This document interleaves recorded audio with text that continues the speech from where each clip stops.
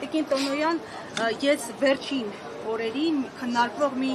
ոչ էական ամեն դեպքում թեմայից խոսեմ, տեսեք, երբ Ծառուկյանը հայտնվեց կալանքում, հայտնվեցին մարդիկ, որոնք սկսեցին ինչ-որ բաներ, պատմություններ պատմել Ծառուկյանի մասին, մի քանդակագործ կա Վիգեն Ավետիս անունով պատմել, թերևս Չավետիս, եւ նա պատմել, որ քանդակագործներից մեկին լսել է պատմություն, որ Ծառուկյանը գցել է առյուծների վանդակը։ Այս դեպքերով հայցեր լինելու են։ Բնականաբար մենք էլ մամուլից տեղեկացել ենք այդ հայտարարության մասին, նախ առաջին հերթին ասեմ, որ սա բացարձակ զրպարտություն է եւ չի կարելի այսպես սուրճի բաժակ նայողի մակարդակով խոսակցություններ անել։ Մենք բոլորս էլ շատ լավ հասկանում ենք, որ իշխանությունների ենթակայության տակ գործող լրատվամիջոցները մաքսիմալ այս օրերին գեներացնում են այդ թեզը, փորձելով պարոն Ծառուկյանի անվան հեղինակության հետ կապված նմանատիպ հրապարակումներով հանդես գալ, չգիտեմ որտեղից պեղում են ինչ-որ բանախոսների, որոնցից կյանքի գնովել լինի, փորձում են ստանալ գեթ մեկ նախադասություն, որը վերաբերում է Գագիկ Ծառուկյանին եւ նրա հեղինակությանը, եւ հատկապես հենց այդ վերնագիրը դրվում է, հենց այդ նախադասությունը դրվում է 40 րոպեանոց հաղորդման վերնագիր, այն դեպքում, որ մնացած 38 րոպեն ընդհանրապես առնչություն չի ունենում Գագիկ Ծառուկյանի կամ նրա գործունեության հետ։ Մենք բոլորս այս տեխնոլոգիաների մասին շատ լավ գիտենք, վստահ եմ նաեւ լրատվական դաշտն այդ ամեն ինչին տիրապետում, իսկ ինչ վերաբերում է Վիգեն Ավետիսի այսպես մտածածին, հորինված, իր վառ ու բորբոքված երևակայության արդյունք հանդիսացող հայտարարություններին, կրկնում եմ, նախ առաջին հերթին դրանք որևէ աղերս չունեն իրականության հետ, մեկ, երկրորդ մեր փաստաբանական թիմը այո, զրպարտության, անհիմն այսպես զրպարտության մեղադրանքով հայցով դիմելու է դատարան, մենք նրան պատասխանատվության ենք ենթարկելու այդ հայտարարությունների համար, իսկ ինչպես գիտեք, նույն Վիգեն Ավետիսը ընդամենը 3 տարի առաջ, այսպես մեծ ջերմեռանդությամբ Գագիկ Ծառուկյանի հանդեպ ունեցած մեծ ակնածանքով մասնակցում էր Հիսուս Քրիստոսի արձանի մրցույթին, ներկայացրել են նախագիծ, տեսակապով, ես չեմ կարող ասել, թե ինչից է գոհ կամ դժգոհ մնացել, բայց եթե օրինակի համար ինքը խոսում է ինչ-որ հորինված քանդակագործի մասին, վստահաբար նախ ասենք նրանից, որ բնականաբար նման նախադեպ չի եղել, եւ դա ընդամենը նրա, այսպես եմ ասում, վառ եւ բորբոքված երևակայության արդյունք է, ոչ ավելին։ Ներեցեք, բայց նման հիվանդագին երևակայություն ունեցող մարդկանց եթեր տրամադրել, խոսքի իրավունք տրամադրել, սա եւս խոսում է կոնկրետ իշխանությունների մեջ եղած ոչ առողջ տրամաբանության եւ մթնոլորտի մասին։ Տիկին Տոնոյան, երենք առինջ մոլում ստուգումներ էին, ինչ իրավիճակ է, արդյոք կապարակնվել է, թե որոշ առևտրի կոնկրետ կետեր։ Նախորդին քննչական գործողություններ են կատարվել առինջ մոլ առևտրի կենտրոնում, կապարակնքվել են 10-ից 15 տաղավարներ, որոնք ըստ քննչականի ներկայացրած պարզաբանման, այսինքն տեղում, այսպես տված տեղեկատվության, եղել են բարձր լարում ունեցող հոսանքալարերի ներքո են գործել, այդ իսկ պատճառով դադարեցվել է այդ տաղավարների գործունեությունը, բայց գլոբալ առումով առինջ մոլի գործունեությունը կասեցված չէ, որտեղ այնտեղ հարյուրավոր տաղավարներ են գործում եւ գործունեությունը այս պահին բնականon շարունակվում է։ Բոլոր օբյեկտներում, որտեղ որ աշխատանքները դարձել են, բացի այդ իրավական տեսանկյունից հայտնի է, նաև աշխատավարձի հետ կապված ինչ վիճակի մարդիկ կարողանան աշխատավարձ Տեսեք, ես Multigroup կոնցեռնի անունից բնականաբար կոմպետենտ չեմ պատասխանելու, բայց այստեղ տրամաբանական հարց կա, որ եթե ամսի 7-ից բոլոր ձեռնարկությունները գրեթե Multigroup կոնցեռնի կազմում գործող հարկադիր պարապուրդի են մատնված, այսինքն չեն աշխատում բոլոր այդ ձեռնարկությունները։ Դա Երևանի Արադ կոնյակի գինուողու կոմբինատն է, Multi-Wellness-ն է, Multi-Grand հյուրանոցն է, Օլիմպավանն է, Ծաղկաձորում գտնվող հյուրանոցներն են եւ ռեստորանն է, գրեթե բոլոր օբյեկտները կապարակնքված են եւ աշխատակիցները հարկադիր պարապուրդի են մատնված, այդ մասով կոմպետենտ չեմ պատասխանելու, քանի որ չի գործում, իսկ ընթացի գործողությունների մասին Նոյ կոնյակի գործարանում արդեն 4 օր է գույքագրում է իրականացվում եւ դեռևս ճակատագիրը հայտնի չէ գործարարի, թե ինչ է լինելու գույքագրման ավարտից հետո։ Արարատ ցեմենտը աշխատում է, ես հիշում եմ, որ երբ որ կապարակ ընկել էին, տնօրենն ասում էր վառարաններն են գուցե փչացել, ինչ որ խնդիր գույքային վնաս եղավ, տիկին Տոնոյան փչացել են ինչ որ սարքավորումներ։ Տեսեք, մենք հենց նույն օրն ենք բարձրաձայնել անվտանգային խնդիրների մասին, որովհետև այո, այնտեղ լուրջ խնդիրներ կարող էին պայթյունավտանգության աստիճանի լուրջ խնդիրներ կարող էին առաջանալ, անկեղծորեն առիթ չի եղել տնօրենի հետ այդ մասին խոսելու, բայց ըստ այդ փուլում իմ ձեռքի տակ եղած տեղեկատվության այդ գործընթացը չէր կարող պարզապես վնաս չհասցնել եւ խոսքը միլիոնավոր դոլարների վնասի մասին է, որովհետեւ այդ նյութը մնացել է վառարանների մեջ եւ դա քարանում է եւ հետո գործնականում ինձ հավատացրել են մասնագետները, որ այդ վառարանները գործարկել, կոնկրետ այն վառարանները, որտեղ որ մնացել է այդ գույքը, հնարավոր չի լինելու։ Անկեղծորեն դրանից հետո առիթ չի եղել խոսելու պատասխանատուների հետ։ Ներողություն կրկին Արարատ ցեմենտի հետ կապված այսքան բիզնեսներից է, ինչու հենց Արարատ ցեմենտը գործարկվեց, վերագործարկվեց, հասկացել էր իշխանությունը, որ երկրի այսպես շինարարական բումը կանգնելու է, չէ լինելու քաղաքական պատճառով։ Կարծում եմ, որ այո, հասկացել են, որովհետև իրականում շինարարական կոլապս էր ստեղծվելու երկրում, եթե Արարատ ցեմենտը շարունակեր եւս մի քանի օր չաշխատել եւ կարող եմ վստահաբար ասել, որ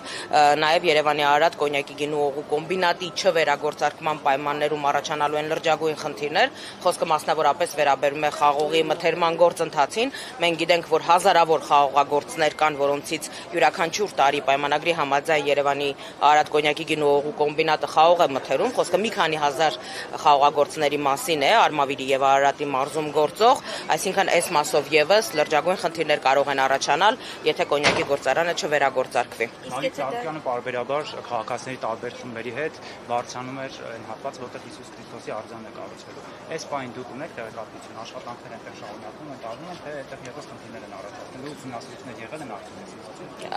Աշխատանքները, շինարարական աշխատանքները շարունակվում են, ավելին ասեմ, նաև կամավորների այցերն են շարունակվում այս օրերին, մարդիկ, հարյուրավոր մարդիկ գալիս են, իրենց մասնակցությունն են ունենում, հավաստագիր են ստանում իրենց մասնակցության հետ կապված եւ այս օրերին կարող եմ ասել, որ մեր կամավորների հոսքը բազմապատիկ անգամ ավելացել է, որովհետեւ մարդիկ այս ամեն ինչի մեջ ներքին համերաշխության, ազգային համերաշխության այսպես խորհուրդ են տեսնում այս գործընթացի մեջ։ Շինարարությունը ճիշտ է այս պահին շարունակվում է, սակայն առաջիկայում օբյեկտիվ խնդիրներ կարող են առաջանալ Հիսուս Քրիստոսի արձանի կառուցման մասով, որովհետև արձանի երեսպատման սալիկները մատակարարում էր Multistone ընկերությունը, որը ինչպես գիտեք, եւս արդեն 10 օրից ավել կապարակնքված է եւ չի գործում։ Տիկին Տոնոյան, մեկ հարցադրում ճշգրտում քաղաքական թիմում Ծառուկյանը ինչպես են պատկերացնում այս իրավիճակի հանգուցալուծումը, հաշվի առնելով, որ Փաշինյանը վերջին ճեպազրույցներից մեկում էլ նշեց, որ անզիջում է այս հարցում լինելու եւ ավելին չժխտեց իր հրահանգների մասին։ Գագիկ Ծառուկյանի քաղաքական թիմը, Բարգավաճ Հայաստան կուսակցությունը, նաև պարոն Ծառուկյանից ստացած հստակ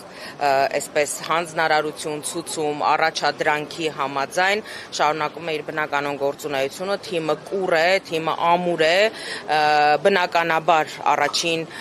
ժամերին, առաջին վայրկյաններին, ինչպես եւ կարծում եմ շատ մարդկային եւ տրամաբանական է, այո, որոշակի առումով թիմը նաև պարալիզացվել էր, որովհետեւ երբ որ մի քանի ժամում ընդամենը այսպես բացարձակ հիմնազուրկ մեղադրանքով կալանավորվում է կուսակցության նախագահը, կալանավորվում է թիմի առաջնորդը,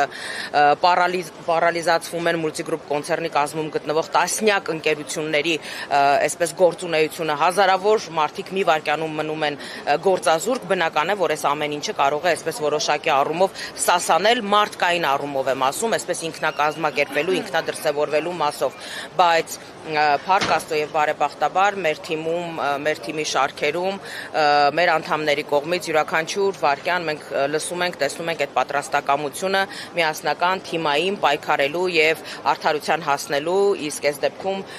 հանգուցալուծումը Գագիկ Ծառուկյանի ազատության մեջ գտնվելն է եւ ես մեծ հույս ունեմ, որ առաջիկայում այս հարցը կկարգավորվի, պարոն Ծառուկյանը կլինի ազատության մեջ, որովհետեւ որևէ իրավական հիմք չկա Գագիկ Ծառուկյանին անազատության մեջ պահելու, բացարձակ այսպես հիմնազուրկ եւ դատարկ քրեական գործ է այն ինչ որ այն մեղադրանքը, որը ներկայացված է Գագիկ Ծառուկյանի նկատմամբ եւ Գագիկ Ծառուկյանի առաջնորդությամբ մեր թիմը կշարունակի իր գործունեությունը։ Իսկ ինչ վերաբերվում է Գագիկ Ծառուկյանի հասցեին հնչող կամ թիմի հասցեին հնչող տարատեսակ այսպես մեղադրանքներին, ես կարծում եմ, որ ցավոք սրտի մենք նախընտրական քարոզարշավի առաջին իսկ օրերից սկսած ականատես ենք եղել այդ խոսույթին, ականատես ենք եղել այդ լեքսիկոնին, երբևէ Գագիկ Ծառուկյանը այսպես չի գցել իր կլասը, միշտ մշտապես պատասխանել է համենայն դեպս կոռեկտության շրջանակներում եւ այսօր ունենք այն, ինչ որ ունենք ցավոք սրտի։ Հնարավոր է քաղաքական պրոցեսներից չի զոլացվի Ծառուկյանը անգամ օրինակ տնային կալանքի պայմաններում հնարավոր քաղաքական պրոցեսներից։ Գագիկ Ծառուկյանը Բարգավաճ Հայաստան կուսակցության նախագահն է։ Բարգավաճ Հայաստան կուսակցությունը շուրջ 20 տարի ակտիվ դերակատարում է ունեցել բոլոր քաղաքական գործընթացներում, մինչև նախորդ խորհրդարանական ընտրությունները 21 թվականի խորհրդարանում ներկայացված երկրորդ ուժն է եղել մշտապես եւ անկախ այն հանգամանքից, որ այս պահին Բարգավաճ Հայաստան կուսակցությունը ներկայացված չէ խորհրդարանում, բնականաբար մենք մեր գործունեությունը, մեր դերակատարումը շարունակելու ենք քաղաքական կյանքում, որովհետև բոլորի համար էլ հասկանալի է, որ Բարգավաճ Հայաստան կուսակցությունից պարզապես գողացել են իրենց քվեները եւ իրենց մանդատները։ Դա պարզ եւ պարզագույն մանդատագողություն է եղել, որովհետեւ եթե հունիսի 7-ի գիշերը քվեաթերթիկների հաշվարկի ժամանակ կենտրոնական ընտրական հանձնաժողովի տեխնիկական անձնակազմը բարեհաճեր ճիշտ մուտքագրել ձայները, ապա Բարգավաճ Հայաստան կուսակցությունը հայտնվելու էր խորհրդարանում իր 5 մանդատներով, բայց քանզի բացարձակ փնթիության, ապաշնորհության պայմաններում է այդ գործընթացը տեղի ունեցել, բնականաբար հետո կհնգտավ այդ լուծումը վստահ եմ հստակ ցուցումով, որ երկու տեղամասերում ընտրությունները անվավեր, արդյունքները անվավեր ճանաչելով զրկեց Բարգավաճ Հայաստան կուսակցությանը խորհրդարանում հայտնվելու հնարավորությունից։ Մենք բոլորս հասկանում ենք, որ ԲՀԿ-ի խորհրդարանում չհայտնվելը միանգամայն փոխում է խորհրդարանի պատկերը եւ այս պատկերը շարունակվելու է առաջիկա տարիների ընթացքում, բայց դա չի նշանակում, որ խորհրդարանում չլինելը ստիպելու է մեզ չզբաղվել քաղաքականությամբ։ Կամ բնալ պոլիսային պայմանավորվածության։ Բնականաբար, այո։ Լայնամասշտաբացիաներ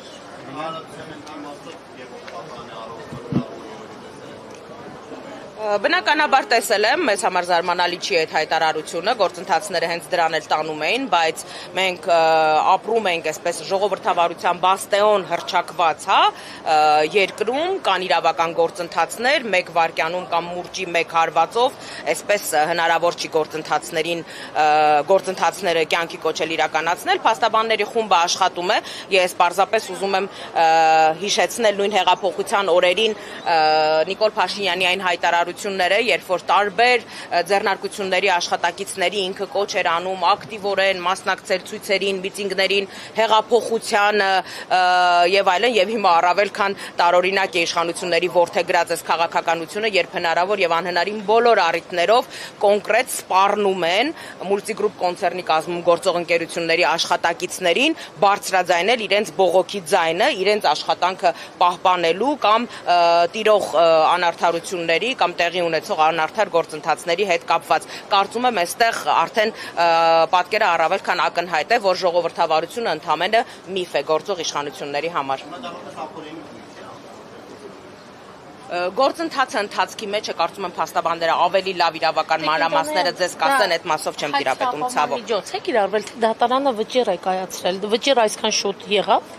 Ամենայն դեպս մեր փաստաբանները որևէ վճիռ չեն ստացել, դա դեռևս նախօրեին տեղեկատվության համաձայն, այնպես որ կարծում եմ, որ իշխանության այսպես մտքի գիգանտները ավելի լավ կարող են այս հարցին արձագանքել։